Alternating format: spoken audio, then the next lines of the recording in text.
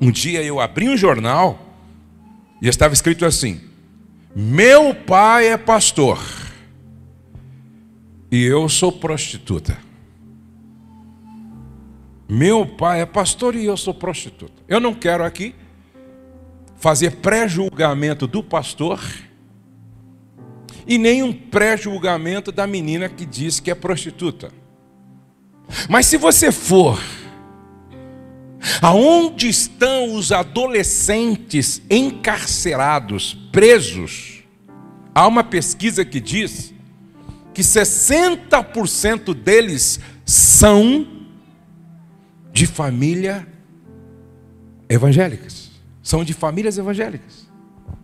Por isso, você pergunta, qual é o seu nome? Ele diz, Elias, nome de profeta. Qual é o seu nome? João. Qual é o seu nome? Moisés. Qual é o seu nome? Pedro. Qual é o seu nome? Tiago. Tudo preso.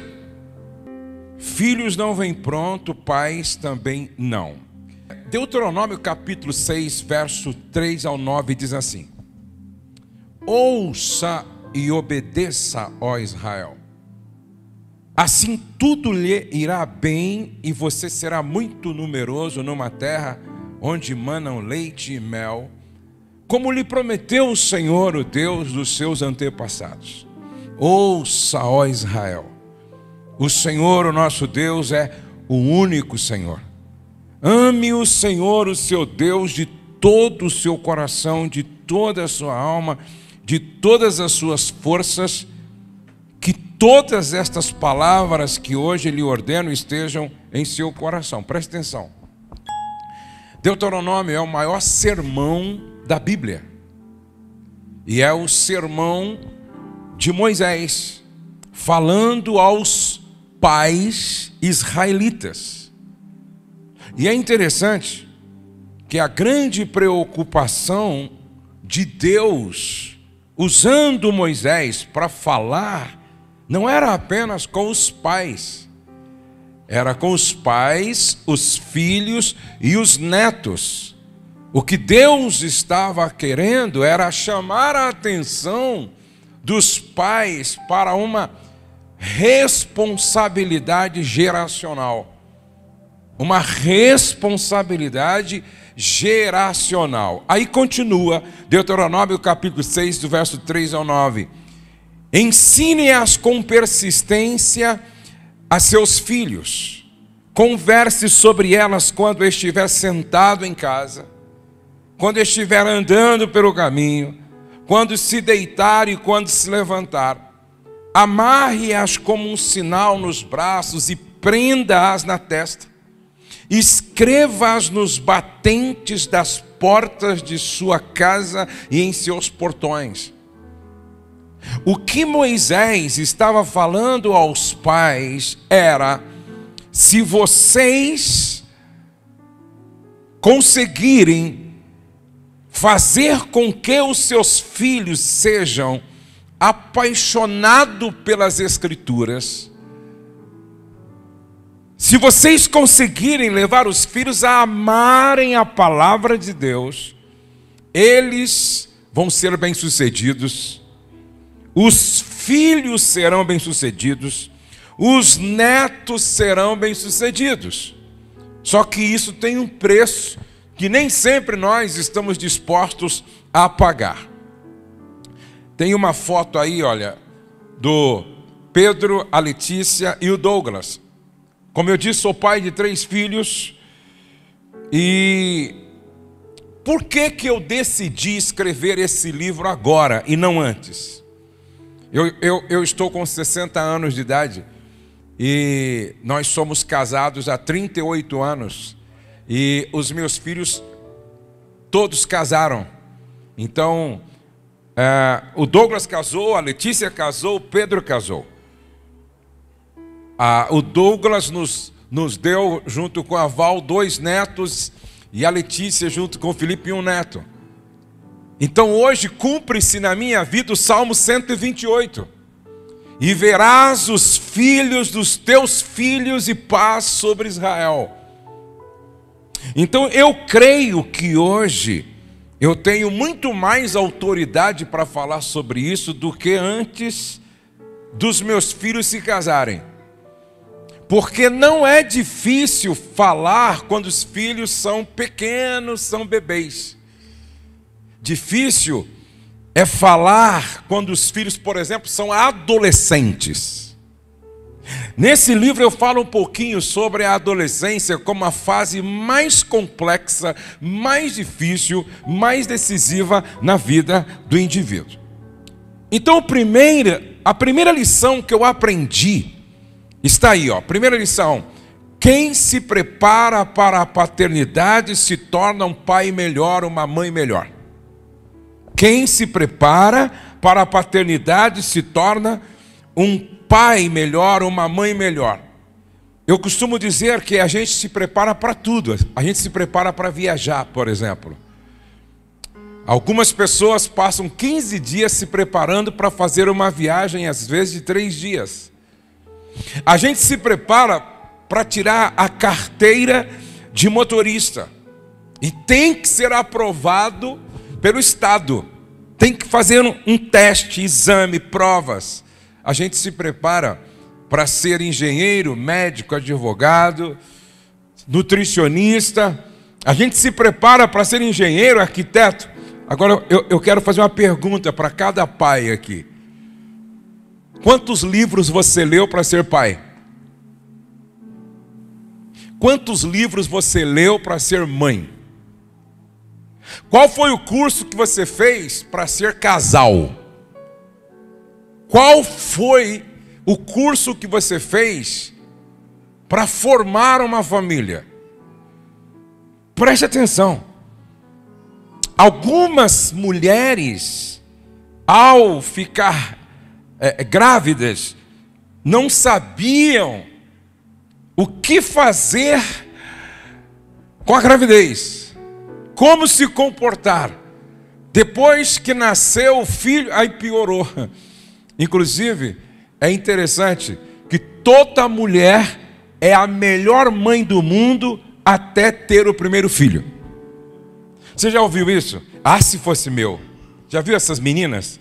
Essas jovens? Ah, se fosse meu esse menino. Ah, se fosse meu essa menina. Aí, quando nasce o dela, não sabe o que fazer. Quando nasce o filho dele, não sabe o que fazer. Agora, essa preparação envolve, primeiro, espiritual. A gente precisa se preparar espiritualmente, se preparar emocionalmente e se preparar financeiramente. Por que uma preparação espiritual? Porque eu vou ser o pastor da minha casa. Eu vou ser o sacerdote da minha casa. Eu vou ser o guia espiritual da minha casa. Eu vou ser o responsável pelo discipulado da minha família. E como eu posso ser o sacerdote, o pastor, o guia espiritual, se eu sou um despreparado espiritualmente? Não tenho intimidade com a Bíblia? Não tenho intimidade com Deus na oração? Não tenho maturidade espiritual? Emocionalmente, precisamos estar preparados. Se existe uma coisa que todo casal deveria se preocupar, em estudar sobre inteligência emocional, maestria emocional, equilíbrio emocional, porque lidar com crianças não é uma tarefa simples e fácil emocionalmente falando. E o que dizer da preparação financeira? Quanto custa um filho? Do berço ao altar. Quanto custa um filho? Passando por escola, passando por hospitais muitas vezes, passando por treinamentos, cursos. Quanto custa um filho? A outra lição que eu aprendi é que a chegada do primeiro filho é um desafio. A inauguração da paternidade, a inauguração da maternidade. Vocês sabiam que mais ou menos 60% dos casais experimentam uma crise que alguns chegam ao divórcio com a inauguração da paternidade e da maternidade? Por quê? Veja, a paternidade é um presente e uma responsabilidade. A chegada do primeiro filho requer responsabilidade compartilhada. E aqui eu falo com os homens. São poucos os homens que ficam grávidos junto com a mulher. São poucos. Eu acho muito interessante quando um casal chega para mim e o homem fala: nós estamos grávidos. Eu acho muito interessante. Nós estamos grávidos. E é isso mesmo. Nós estamos grávidos. Porque não é responsabilidade só da mulher. É responsabilidade do homem, tanto quanto da mulher. E essa responsabilidade compartilhada alivia o peso, torna o trabalho mais leve para os dois. Terceiro, a experiência em lidar com o desconhecido. Eu me lembro quando a Letícia nasceu. Tudo é novo, não é? Tudo é novo.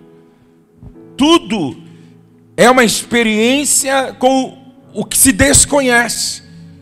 O quarto lugar, as mudanças no corpo e no comportamento da mulher após o parto exigem do homem maturidade e equilíbrio, porque há um descontrole hormonal, por exemplo. Muitas mulheres têm depressão pós-parto. Muitas mulheres têm falta de libido pós-parto. Muitas mulheres têm sérios problemas de ordem psicológica pós-parto. E isso requer maturidade e equilíbrio do homem. Em quinto lugar, a vida sexual do casal muitas vezes fica mais complexa com a chegada do filho. Eu tenho 3 filhos. E passei por aí também. Aí o casal está namorando. E perto do ponto alto do avivamento. Aí a criança começa a chorar. E não para mais. E aquela noite de amor foi abortada. E aí eu pergunto, de quem é a culpa? De quem é a culpa? Aí o homem vai trabalhar mal-humorado como se a esposa fosse culpada. Aí o homem fica bicudo uns 3 dias como se a esposa fosse culpada. Mas de quem é a culpa? De ninguém, gente. Esse é um processo natural, cuidando de filho pequeno. Vocês percebem como falta preparação? Como falta maturidade? Como falta sentar com pessoas que sabem mais para dizer: me ajuda. Por isso, sempre que eu oriento um casal que ainda não tem filho e pergunta para mim qual é o segredo para que eu me torne o pai que os meus filhos precisam desde o berço, eu sempre digo: tenha um coração ensinável. Repete comigo: tenha um coração ensinável. Por exemplo, eu estava conversando com uma mulher, ela disse assim: eu sou a única filha dos 10 filhos que meu pai teve. Aí ela disse assim: eu tenho 9 irmãos, né? Homens, 9 irmãos, todos são pastores e bem-sucedido. Eu, a única mulher, sou casada com um pastor. Eu disse: eu preciso ter um tempo de mesa com seu pai. Que pai é esse? Que cria, educa, forma 10 filhos apaixonados por Jesus. ministros do Evangelho. A gente aprende com quem já chegou aonde a gente gostaria de chegar, pô. A gente aprende com quem já alcançou o resultado que a gente quer alcançar. O grande problema é que a gente gasta muito tempo com a Netflix, gasta muito tempo com o YouTube, gasta muito tempo com o Facebook, gasta muito tempo com o Instagram, gasta muito tempo ouvindo, muitas vezes, quem nós não deveríamos ouvir e não sentamos com quem deveríamos sentar para pedir orientação. Às vezes em quando eu encontro, outro dia lá no Dizoscope, alguém sentou comigo à mesa e falou: pastor, eu e a minha esposa estamos começando a jornada conjugal. O senhor poderia me dar 5 conselhos e eu vou escrever aqui? Eu gosto disso. São pessoas assim que serão pais melhores, mães melhores, maridos melhores, esposas melhores. Em sexto lugar, a rotina intensa, o cansaço e as demandas da criança podem afetar a intimidade e a frequência das relações sexuais. A terceira lição que eu aprendi é que ser pai é abraçar uma missão. Repete comigo: ser pai é abraçar uma missão. Que missão?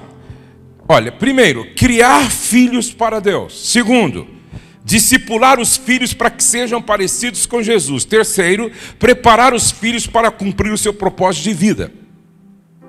Primeira coisa que você tem que entender, Salmo de número 127. Os filhos são herança do Senhor. De quem são os nossos filhos? De quem são? O que significa dizer que um dia eu e você teremos que comparecer diante do eterno Pai para prestar contas de cada filho que Ele deu para a gente cuidar. Um dia eu abri um jornal e estava escrito assim: meu pai é pastor e eu sou prostituta. Meu pai é pastor e eu sou prostituta. Eu não quero aqui fazer pré-julgamento do pastor e nem um pré-julgamento da menina que diz que é prostituta. Mas se você for aonde estão os adolescentes encarcerados, presos, há uma pesquisa que diz que 60% deles são de família evangélicas. São de famílias evangélicas. Por isso, você pergunta: qual é o seu nome? Ele diz: Elias, nome de profeta. Qual é o seu nome? João.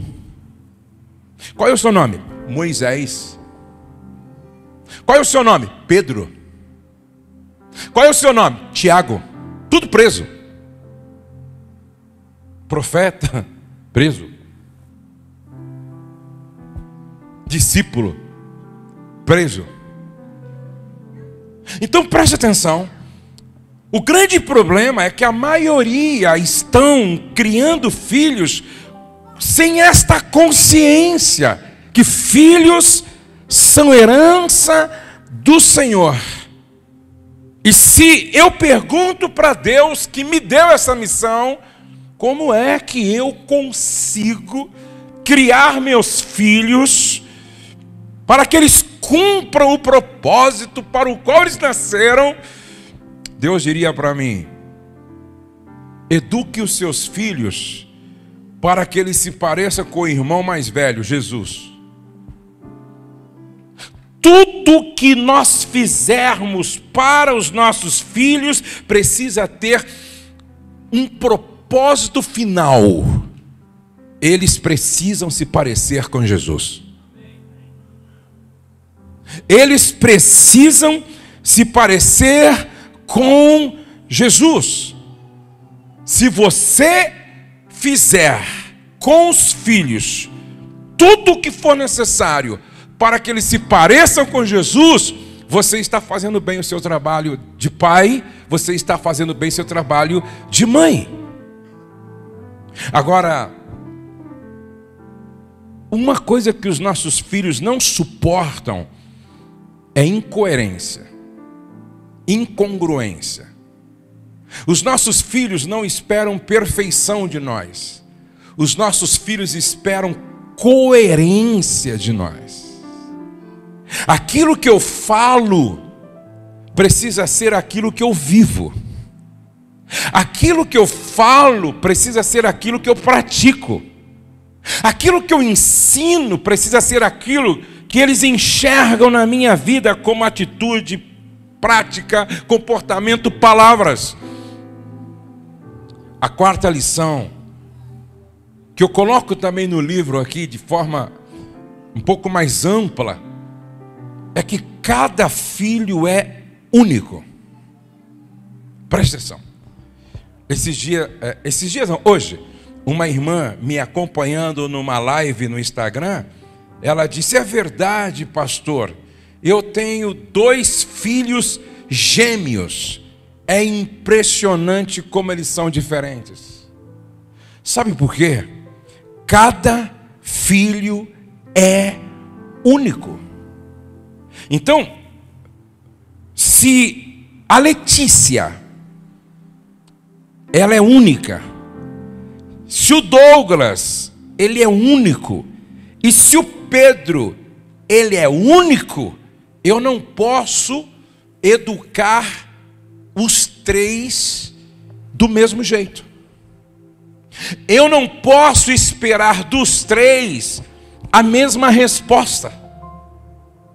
Se cada filho é único, então existe uma maneira inteligente de lidar com cada um. Uma forma diferente de lidar com cada um. Por isso que quando eu ouço um pai falando assim, não sei porque aquele deu errado, tratei todos da mesma forma. Errou. Eu não sei porque aquela não deu certo, tratei os 5 do mesmo jeito. Errou. Se não, veja, cada um tem uma personalidade. Cada um tem uma personalidade.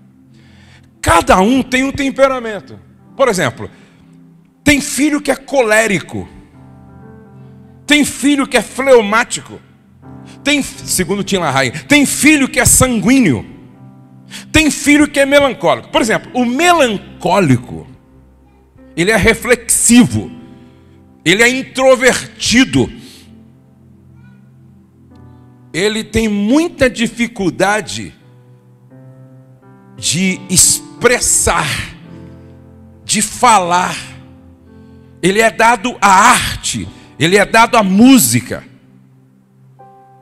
Agora o sanguíneo, se o melancólico ele é hiper introvertido, o sanguíneo, o colérico, ele já é hiper extrovertido, falante. Ele não pensa muito para falar. E geralmente quando fala, às vezes, machuca o outro. Só que ele tem uma facilidade enorme também para pedir perdão, abraçar, chorar. O melancólico dificilmente fere ou ofende. Por quê? Porque dificilmente pede perdão também. Então veja, cada filho é único. Impressionante. Eu olho assim para a Letícia, como ela é diferente do Douglas. Eu me lembro da Letícia e do Douglas estudando na mesma escola. O Douglas nunca foi de briga. Sempre pacífico, calmo, evitando confusão. A Letícia que defendia o Douglas na escola. Eu lembro de uma história onde tinha um menino que queria bater no Douglas. Ela se colocou entre os dois, você vai bater em mim primeiro. E ela, se o menino vacilasse, ele batia no menino. Você percebe como são diferentes? Aí eu olho para a Letícia, o Douglas, e olho para o Pedro, completamente diferente. O Pedro trabalhou um bom tempo comigo, e é interessante. Não adiantava eu exigir produção do Pedro pela manhã, porque na manhã ele não funciona, de manhã não funcionava. Parece que a Kelly, agora casado, a Kelly faz ele funcionar de manhã. Mas quando ele trabalhava comigo, ele começava a pegar assim a partida 11 horas da manhã. E começava a funcionar e produzir 2 horas da tarde. E é à noite que ele estava aceso. E trabalhava até as 2 da manhã, e era à noite que ele produzia. Por exemplo, eu conheço pessoas que só produzem à noite. Da noite. E dorme depois até 11 horas da manhã. Dependendo do que faz, o importante é produzir, pô. Aí você tem que entender. Não queira que o seu filho seja igual a você. Cada filho é único. Não queira que a sua filha seja igualzinha a você. Cada filho é único. Por exemplo, vocação. Tem filho que tem vocação para engenheiro. O outro tem vocação para o direito. O outro tem vocação para a medicina. Um dia, eu e a Rose estávamos sendo levados do aeroporto para o hotel, e aquele irmão contou para a gente. Eu perguntei: o que você faz? Ele disse: sou um advogado no 3º ano de medicina. Sou um advogado no 3º ano de medicina. Me parece que o pai dele quis se realizar nele. Sabe essa história? Eu não fui, mas meu filho vai ser. Aí ele fez direito, provavelmente para agradar o pai. Só que quando ele se formou e começou a trabalhar, ele percebeu que na verdade ele nunca quis fazer direito, porque quando nós o conhecemos, ele era simplesmente apaixonado pela medicina. No 3º ano de medicina, ele sabia muito mais do que muitos médicos. Um pesquisador, leitor. E ele falava para nós da medicina, e falava do estágio em que ele estava, mas falava assim com prazer, com água na boca. Sabe aquela coisa assim de... É isso que eu amo, é isso que eu sou apaixonado. É um perigo quando o pai quer se realizar no filho e obriga o filho a fazer aquilo que não tem nada a ver com a vocação dele, com o propósito de vida dele, com a missão dele. Por exemplo, eu conheci a história de um médico. Ele se formou em medicina porque o pai queria, precisamos ter um médico na família, e aí patrocinou, pagou, ele fez medicina. Quando ele trabalhou 30 anos como médico, quando ele se aposentou, comprou um caminhão novinho e foi ser caminhoneiro no Brasil. Sabe por quê? A vocação dele não era a medicina, era ser dono de transportadora. Por isso, presta atenção. Tem filho que nasce para voar. Tem filho que nasce para nadar. Tem filho que nasce para correr. E o meu papel, o seu papel, é ajudar o filho a descobrir a sua vocação e para que eles nasceram. Então você precisa entender que tem filho que é visual, mas tem filho que é auditivo, mas tem filho que é sinestésico. Ele é como Tomé. Ele tem que pegar, ele tem que apalpar, ele tem que pegar. Ele aprende melhor assim. E não tem nada errado, são apenas diferentes. Eu aprendi também que filho não se perde na rua, filho se perde em casa. Eu trabalho com família há 32 anos. E eu sou muito observador. Eu apresentei crianças que hoje são casados e têm filhos. Então, eu tenho uma longa experiência observando as dinâmicas das mais diversas famílias. E o que eu percebo? Os pais que fizeram a lição de casa, o dever de casa direitinho, não perderam seus filhos.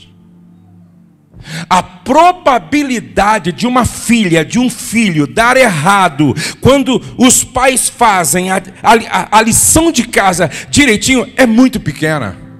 Gente, eu fico vendo a maneira como Douglas e a Valéria estão educando e criando a Luísa e o Davi, e a Letícia, o Joaquim. Lê a Bíblia todos os dias. Senta com as crianças para ensinar as doutrinas do Evangelho. Faz as crianças repetir quase todos os dias: eu amo Jesus, eu amo a igreja, eu amo a Bíblia, eu amo a nossa família. Leva as crianças para todos os trabalhos da igreja e faz com que eles se sintam, faz com que eles tenham prazer naquilo que participam na casa de Deus, ao ponto de eles estarem em casa, mas quererem no domingo ir para a igreja. Não, tem que ir na igreja, nós temos que ir na igreja porque vai ter lá um movimento e a gente faz parte e tem uma participação. Amam a igreja. O Douglas chegou e disse assim para a Luísa: se até outubro você ler toda a Bíblia, e não é só ler, tem que fazer lá um resumo do que leu e falar para a mãe. Se você ler toda a Bíblia até outubro, o pai vai enviar você para a viagem, nessa viagem que o vô vai fazer para Israel. Você vai com o vovô e a vovó para Israel. Esses dias falou: vô, já estou em Deuteronômio. Até eu acho que lia também a Bíblia toda desse jeito aí. Mas é ser intencional com os filhos. É encontrar maneiras de fazer o que Moisés em Deuteronômio disse: inculca na cabeça deles, sentando à mesa, andando pelo caminho, ao deitar, ao levantar. A pergunta é: quem está fazendo isso? Quem está investindo esse tempo? Quem está orando todos os dias com os filhos? Quem está lendo a Bíblia todos os dias com os filhos? Quem está tão envolvido com a vida da igreja, influenciando os filhos a amarem a igreja? Eu amo a casa de Deus, porque meu pai me influenciou, minha mãe me influenciou. Filho não se perde na rua, filho se perde em casa. O lar é a nossa primeira escola. O lar é a oficina modeladora do caráter. De certa forma, eu sou aquilo que a minha família foi. Você é o resultado da sua família, e os seus filhos serão o resultado que a sua família é.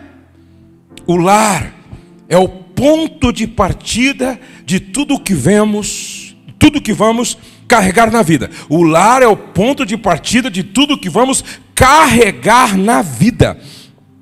Sabe, amados, a gente precisa fazer de tudo para que o nosso lar seja a oficina que modela o caráter dos nossos filhos. A nossa mesa precisa ser um altar.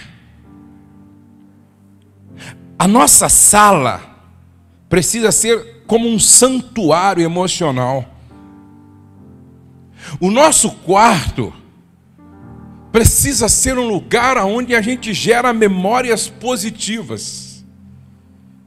O nosso quarto precisa ser um lugar onde a gente lembra devocionalidade, descanso, prazer de estar juntos. A gente precisa fazer da casa um lugar tão extraordinário, aonde memórias positivas são geradas, que ficam na mente e no coração dos filhos, para que a semelhança do filho pródigo, mesmo estando longe de casa, os filhos possam cair em si e dizer: eu tenho uma casa, eu tenho um pai generoso, um pai partilhador, um pai extraordinário, um pai gracioso, um pai acessível, um pai sensível, um pai que gerou em mim memórias positivas. Uma outra lição que eu aprendi como pai é que educar filhos exige investimento da moeda de maior valor que temos. Na verdade, nós temos duas moedas de maior valor hoje. Repete comigo: tempo e atenção. Outra vez: tempo e atenção. Neste exato momento, milhões de reais estão sendo gastos para ter sua atenção, a minha atenção, no Facebook, no Instagram, no Twitter, no LinkedIn, na Netflix, no Amazon. Milhões sendo gastos para ter sua atenção, Tempo e atenção. Infelizmente hoje tem criança orando para que Deus transforme elas num celular. Uma menininha foi pega orando assim: ó Deus, faz de mim um aparelho celular, para que a minha mãe fique tanto tempo comigo como ela fica com o celular. Ó Deus, faz de mim um aparelho de celular, assim, um iPhone 14 Pro Max, para que o meu pai fique tanto tempo comigo como ele fica com o celular. Ó Deus, faz de mim um aparelho de celular, para que os meus pais possam rir comigo, como eles dão gargalhada assistindo os vídeos que recebem através das redes sociais. Ó Deus, faz de mim um aparelho de celular, para que os meus pais fiquem tão preocupados comigo, como eles se preocupam quando o celular cai e quebra. Outro dia eu estava lá no SOS Casamento, e a Márcia falou assim, a Márcia do Gilbert: pastor, tem um casal indo embora. Eu disse: mas por quê? Pastor, não sei. Corri lá, ele já estava dentro do carro, a esposa ao lado chorando porque queria ficar, mas ele: vamos embora. Eu disse: querido, por que você vai embora? Porque aqui eu não posso usar o celular, a internet. Se eu não posso usar o celular, a internet aqui, eu não quero ser inconveniente, então eu prefiro ir embora. Eu não disse nada, mas pensei. O celular dele vale mais do que a família dele. O celular dele vale mais do que o casamento dele. O celular dele vale mais do que a salvação dele. O celular dele vale mais do que os filhos dele. Sabe qual é o grande problema? Nós estamos coisificando as pessoas e humanizando as coisas. Isso se chama idolatria. Aquilo que te domina, que te governa, se tornou seu Deus, seu ídolo. Preste atenção. Olha o que a Bíblia diz em Deuteronômio 6, 5 a 7. Ame o Senhor, o seu Deus, de todo o seu coração e de toda a sua alma e de todas as suas forças. Nada pode nos ter mais do que o nosso Senhor Deus. Que todas estas palavras que hoje te ordeno estejam em seu coração, ensine-as com persistência a seus filhos. Converse, repete comigo, converse. Está faltando isso? Converse sobre elas quando estiver sentado em casa, quando estiver andando pelo caminho, quando se deitar e quando se levantar. Eu sempre falo do Marcos Mion, porque o Marcos Mion, ele tem princípios cristãos, lê a palavra. Esse dia foi batizado lá no Rio Jordão. E ele educa os filhos com consciência cristã. Tipo, meus filhos não vão namorar tão precocemente. Não dou celular para os meus filhos antes da idade tal. E ele tem, tudo é controlado. E ele fala que um dia ele chegou para a filha, pré-adolescente, e disse assim: filha, se arruma, se produza, porque o pai vai jantar com você. Só eu e você hoje nós vamos jantar. Ela ficou feliz da vida. Qual é a filha que não quer sair sozinha com o pai? Ela se arrumou, se penteou, se maquiou. Aí os dois saíram. Aí o pai chegou no carro, abriu a porta do carro para ela entrar. Ela se sentia uma princesa, né? Entrou, o pai fechou, vamos embora, que nem um motorista particular. Chegou no restaurante, o pai disse: momentinho. O pai desceu do carro, abriu a porta e ela desceu, o pai fechou, o motorista levou para o estacionamento. Chegou no restaurante, o pai puxou a cadeira para ela sentar e depois se sentou.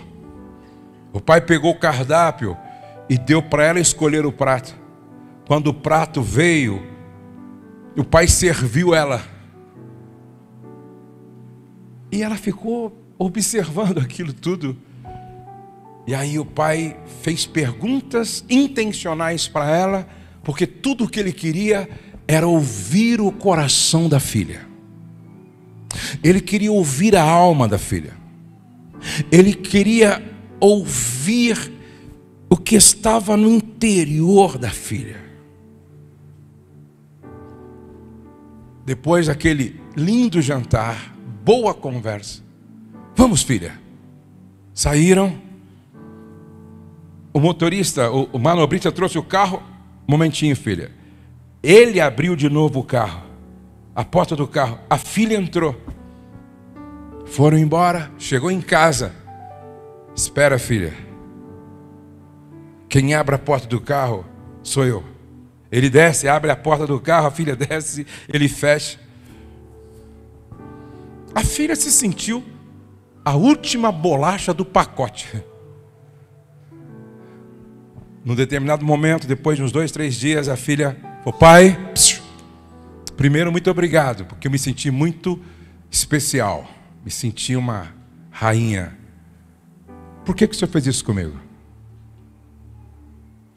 O pai disse assim: porque o dia em que você estiver em busca de um namorado, noivo e marido, esse é o padrão.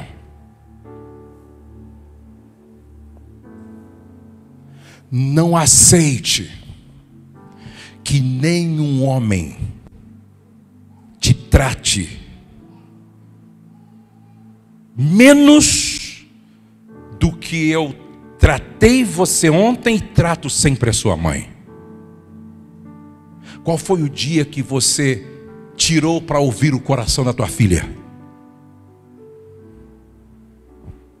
Qual foi o dia que você tirou para ouvir o coração do teu filho?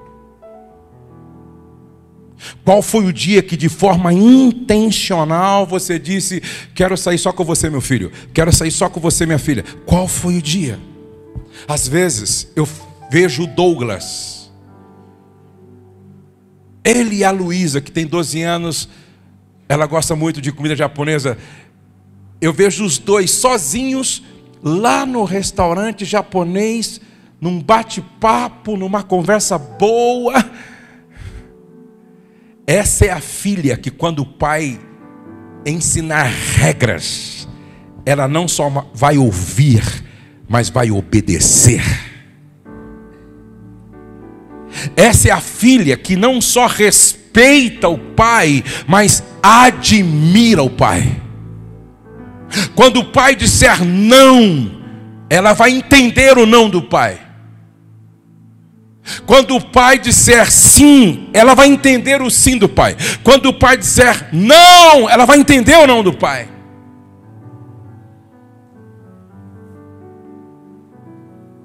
Quais são as consequências da ausência paterna? Criança sem a presença do pai tem 2 vezes mais probabilidade de baixo rendimento escolar, de desenvolver um quadro de rebeldia a partir da 3ª infância. A taxa de suicídio ou tentativa entre adolescentes de 16 a 19 anos triplicou nos últimos 5 anos, sendo que de 3 em cada 4 suicídios ou tentativas de autoextermínio ocorrem em lares de pais ausentes ou distantes. A ausência do pai está associada à falta de autoestima. Meninas bonitas que se acham feias. Meninas inteligentes que se acham burras. Meninas competentes que se acham incompetentes. Ausência paterna que não afirmou a competência, a inteligência, a capacidade da filha e do filho. Instabilidade emocional, irregularidades hormonais, depressão, ansiedade e rejeição, pais ausentes, filhos emocionalmente doentes. Deixa eu mostrar para vocês agora esse livro. Sabe, gente, eu coloquei no meu coração tocar 1 milhão de pais com esse livro. Eu quero alcançar 1 milhão de famílias com esse livro. E sabe por que você veio aqui? Porque Deus está preocupado com o teu filho. Sabe por que você veio aqui? Porque Deus está preocupado com os seus netos. Eu digo que quando um pai se posiciona, uma geração é tocada por Deus. Quando um pai se posiciona, uma geração é alcançada por Deus. Olha o que Paulo disse para o carcereiro: crê no Senhor Jesus Cristo e será salvo, tu e a tua casa. Em outras palavras, quando o homem assume a liderança da casa espiritual, quando o homem assume a liderança da casa financeira, quando o homem assume a liderança da casa como sacerdote, profeta, líder, pastor, não só a história da família muda, mas isso afeta gerações. Amém, queridos? Isso afeta gerações. Guarde isso. Ser pai é ter a oportunidade de ser o pai que você não teve e o pai que os teus filhos precisam. Nesse livro eu falo de alguns assuntos que você precisa saber. Por exemplo, filhos financeiramente bem-sucedidos, na maioria das vezes, teve um pai que ensinou sobre planejamento financeiro, e eu falo sobre isso. Filhos que têm um pai que ensina a descobrir seu propósito de vida, os filhos têm tudo para ser bem-sucedidos. E eu ensino aqui como é que você pode ajudar o seu filho e sua filha a descobrir o seu propósito de vida. Bom, já que é do berço ao altar, eu também aqui falo sobre como você respeitar o espaço da casa dos filhos casados. Eu falo algumas coisas assim, que às vezes as pessoas lá na internet ficam bravas comigo. Esses dias eu ouvi algo de um pastor que eu achei interessante. Ele disse assim, ó: depois que você casa, pai, mãe e irmãos viram parentes. E agora a família é você, seu cônjuge e seus filhos. E os outros? Parentes. Então, presta atenção. Depois que eu me casei com a Rosemary, o pai dela, a mãe dela e os irmãos dela viraram parentes. Minha mãe, meus irmãos viraram parentes. Agora presta atenção. Meus filhos casaram. O que a gente virou? E é parente mesmo. Ô Douglas, vamos jantar com o pai hoje? Ih, pai, hoje eu já marquei com a minha mulher. Virei parente. Dá para ser outro dia? E é assim mesmo. Hoje eu vou sair com a minha mulher, com os meus filhos. E é assim mesmo, é o ciclo da vida. Amanhã, a Luísa, o Davi e o Joaquim vão casar, aí eles viram parente também. É o ciclo da vida e está tudo certo. Isso não tem nada a ver com desonra, com desrespeito, com falta de cuidado e carinho.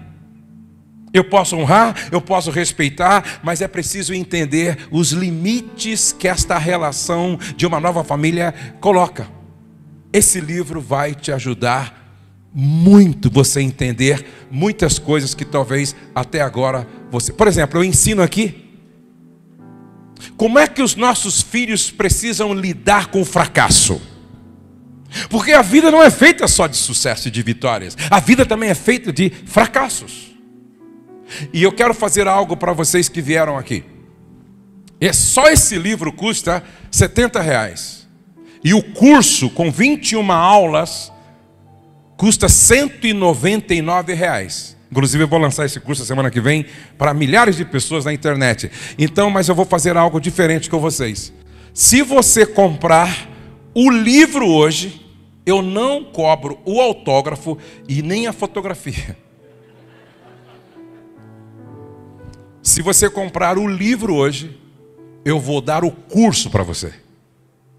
Então você vai levar o curso para você estudar lá na sua família, na sua igreja, no pequeno grupo, no DNA, na célula. Você leva o curso com 21 aulas sobre paternidade e você só compra o livro e ganha o curso. Amém, queridos?